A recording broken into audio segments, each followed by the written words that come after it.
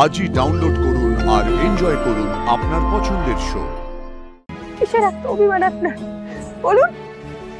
বারে আমি এত সহজেই উঠে যাব বুঝি? আমি দেখবো না আদৌ তুমি আমাকে ভালোবাসো কিনা? শুনছেন শুনছেন, আমাকে একটু ভিক্ষে দেবেন কিছু? খুব উপকার হতো তাহলে। ভিক্ষে চাইছি। আপনি ইন্দ্রাণী গাঙ্গুলি না? আপনি এসেছেন ভিক্ষা করতে? আমার ছেলে আপনাদের কোম্পানিতে চাকরি করে। আমাদের অবস্থা আগে মোটেই ভালো ছিল না, কিন্তু এখন আপনাদের দয়ায় আমরা দুবেলা দুমুঠো খেতে পাই। আপনি আমাদের কাছে ঈশ্বরের মতন। আজ আমাদের ভগবান আমাদের দোরগোড়া এসে দাঁড়িয়েছেন ভিক্ষা চাইতে। কেন? ঈশ্বর তাই চান, নিশ্চয়ই তাই চান। আপনি আপনি ভিতরে আসুন, আমাদের বাড়িতে যা রান্না হয়েছে আপনি তাই খেয়ে যাবেন, আপনাকে ভিক্ষা করতে হবে না। আপনি আমাকে একটু ভিক্ষা দিন, তাহলেই আমার অনেক উপকার হয়। আচ্ছা দাঁড়ান দাঁড়ান দাঁড়ান দাঁড়ান।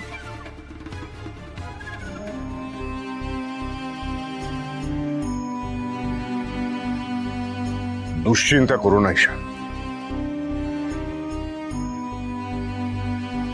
ওদিকে ভাইদার ওই অবস্থা, আর মা রাস্তায় রাস্তায় লোকেদের কাছ থেকে ভিক্ষে চেয়ে বেড়াচ্ছে, আর আমি ছেলে হয়েছে কিছু কিছু করতে পারছি না। বাবা উঠছো তো ঈশান, তুমি তোমার দাদার পাশে দাঁড়িয়েছো, মায়ের পাশে দাঁড়িয়েছো, এর থেকে বড় আর তো কিছু হতে পারে না।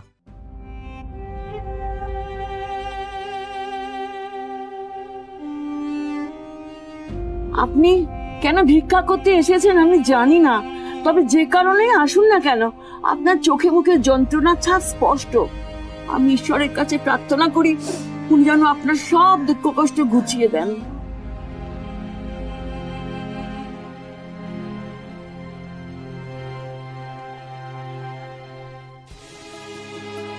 বাবা আমার খুব চিন্তা হচ্ছে, রাস্তায় মায়ের কোনো বিপদ হবে না তো? কিচ্ছু হবে না। ইন্দ্রাণী গাঙ্গুলিকে তুমি দুর্বল ভেবো না। অনেক আগুনে পুড়ে অনেক জলে ভিজে ইন্দ্রাণী আজকে এই জায়গায় এসে পৌঁছেছে। আজকে ইন্দ্রাণীকে এরকম দেখছো, তো কত লড়াই করে ইন্দ্রাণী এই জায়গায় পৌঁছেছে ভাবতেও পারে। আর তাছাড়া ঈশান, তুমি আর তোমার দাদা ইন্দ্রাণীর নয়নের মণি, প্রাণ ভোমরা। তোমাদের জন্য ইন্দ্রাণী নিজের প্রাণটাও দিয়ে দিতে পারে, সেখানে রাস্তায় রাস্তায় ভিক্ষে করা তো সামান্য ব্যাপার। বাবা বাবা ভাইটা সুস্থ হয়ে যাবে বলো?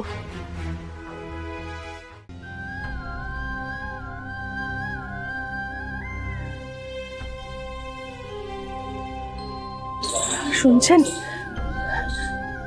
বলছি আমাকে একটু ভিক্ষে দেবেন? দাঁড়ান আসছি।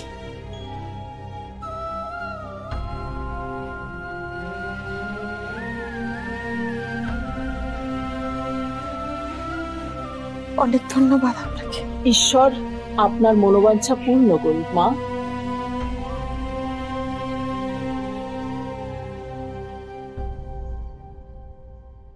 ঈশান, একজন মা তার সন্তানের জন্য ঈশ্বরের সাথে লড়াইয়ে নেমেছে। একজন মায়ের থেকে তার ছেলেকে কেড়ে নেওয়ার ক্ষমতা যে কারো নেই, স্বয়ং ঈশ্বরেরও না। তবে আমি ভাবছি অন্য কথা। কি কথা গুরুদেব? তবে একা ইন্দ্রাণীর ব্রত তো আয়ুষের প্রাণ রক্ষা করতে পারবে না। তবে আমার মন বলছে আয়ুষের রক্ষা কবচও কঠিন পরীক্ষা দিচ্ছে আয়ুষের প্রাণ রক্ষা করার জন্য, এবং সে লড়াই করছে আয়ুষের হয়ে। আমার শীতের সিঁদুর অক্ষত রেখো ঠাকুর, অক্ষত রেখো। তো আমার একটা কথা বারবার মনে হচ্ছে গুরুদেব,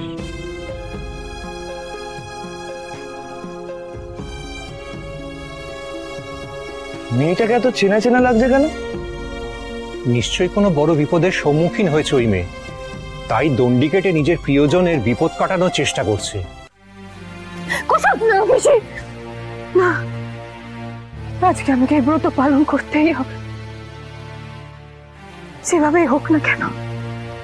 ছোট সাহেবের জন্য এই ব্রত আমার করতেই হবে।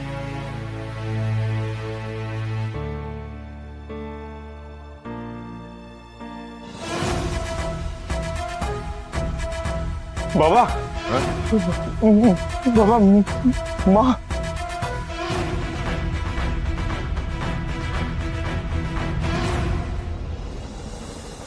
এ কোন ইন্দ্রাণী গাঙ্গুলিকে দেখছি আমি? ধন্য ইন্দ্রাণী গাঙ্গুলি, ধন্য তোমার তোমার ভালোবাসা। আজকে আয়ুষ আর ঈশানের মা ডাক সার্থক হলো।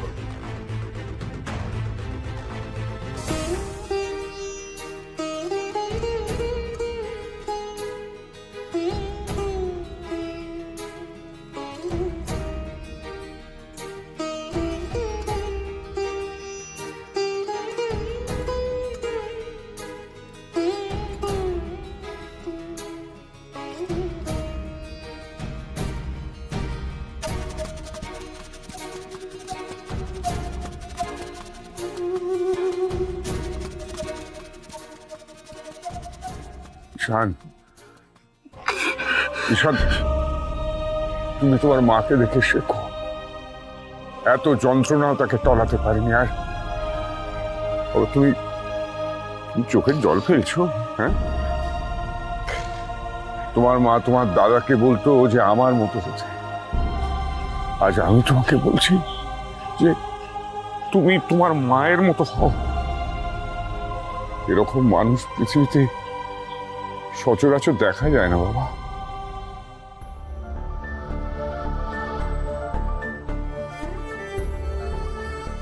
আমি জানি কুসুম, তোর খুব কষ্ট হচ্ছে, কিন্তু আয়ুষ বাবার জন্য যে তোকে এই ব্রত পালন করতেই হবে। কুসুম,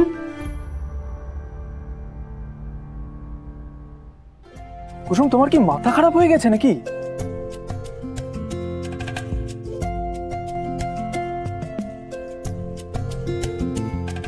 ছোট সাহেব, আপনি সুস্থ হয়ে গেছেন? তুমি এসব কি করছো? আপনার জন্যই তো এসব করতে হচ্ছে ছোট সাহেব। আপনাকে কে বলেছিল রাতুল সাহেবকে গিয়ে খুঁজতে? আমি তোমাকে কথা দিয়েছিলাম কুসুম, সত্যিটা আমি জানবই। তার মানে আপনি আপনার প্রাণের ঝুঁকি নেবেন? দেবীমা কত কষ্ট পাচ্ছে আপনাকে এই অবস্থায় দেখে। আমরা সবাই কত কষ্ট পাচ্ছি। আমরা আপনাকে ডেকেই চলেছি, তাও আপনি কোনো সাড়া দিচ্ছেন না ছোট সাহেব। কিসের এত অভিমান আপনার বলুন? বারে, আমি এত সহজেই উঠে যাব বুঝি? আমি দেখবো না আদৌ তুমি আমাকে ভালোবাসো কিনা? এই নাও, এবার জলটা খেয়ে নাও। না, আমার নির্জলা উপোস।